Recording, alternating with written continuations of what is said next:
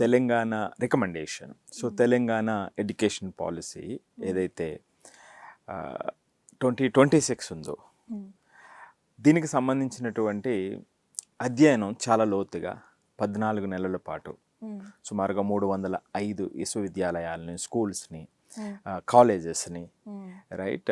So different states, Kerala కానివ్వండి, Punjab, Andhra Pradesh, so Karnataka, అలాగే వివిధ రకాల దేశాలను కూడా, వియత్నం లాంటి దేశాలు కూడా వెళ్ళి సమగ్రంగా అధ్యయనం చేసి ఇచ్చినటువంటి ఒక రిపోర్ట్ అండి ఇది. అంత కష్టపడ్డారు. సో అంత కష్టపడి 14 నెలల పాటు ఇచ్చినటువంటి ఒక రిపోర్ట్. సో మరి ఈ రిపోర్టు తెలంగాణ విద్యా ముఖ చిత్రాన్ని మార్చబోతుందా?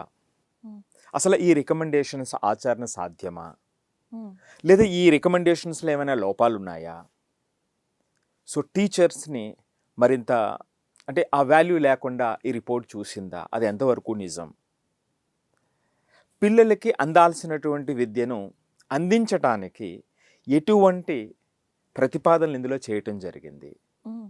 గవర్నమెంట్ ఎంత సీరియస్గా ఉంది? సో ఈ కమిటీ ఎంత లోతైనటువంటి అధ్యయనం చేసింది అనేటువంటి పాయింట్స్ని చర్చించేటువంటి ప్రయత్నం చేద్దామండి.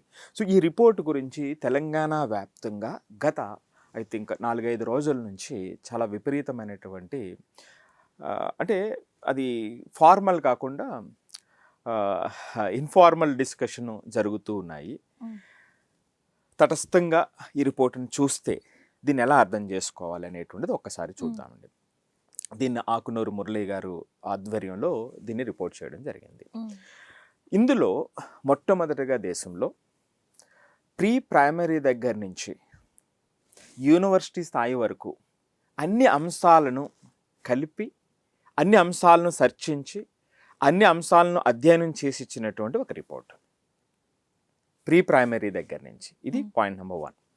పాయింట్ నెంబర్ 2 ఏమిటంటే, ఇక్కడ ఈ రిపోర్ట్లో టీచర్స్కి సంబంధించి శాలరీస్ రిలేటివ్గా అయి ఉన్నాయి కాబట్టి వచ్చేటువంటి రోజుల్లో అంటే కొత్త రిక్రూట్మెంట్స్లో శాలరీస్ని ఒకసారి రీవిజిట్ చేయాలి అనేటువంటి ఒక్క చిన్న ప్రతిపాదన ఉంది.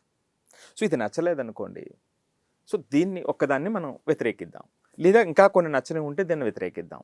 సో మొత్తం అంతా కూడా ఏంటంటే ఇదే పాయింట్ మీద ఈ డిస్కషన్ జరగటం ఈ అధ్యయనం యొక్క డిస్కషన్ ఆపేస్తుంది. అది ఎడ్యుకేషనల్ డిజైనర్గా నా బాధ.